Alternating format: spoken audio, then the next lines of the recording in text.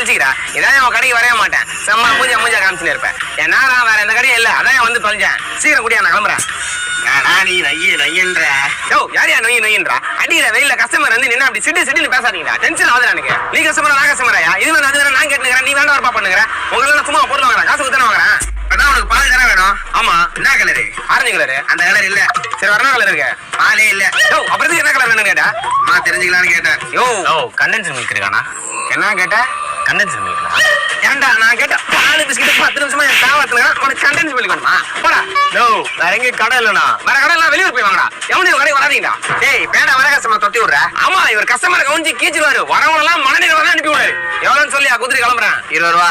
இந்தா சில்லற இல்ல. 50 ரூபாய்க்கு சில்லற இல்லையா? காலையில என்ன வியாபாரம் பண்ண? வரவங்க மூஞ்சி கட்டி அனுப்பி விட்டியா?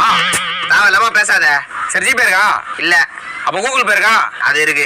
சரி, அந்த மாதிரி தான் நீ பண்ணு. காசு ஓடி வாங்கடா. தம்பி இருப்பா. டேய்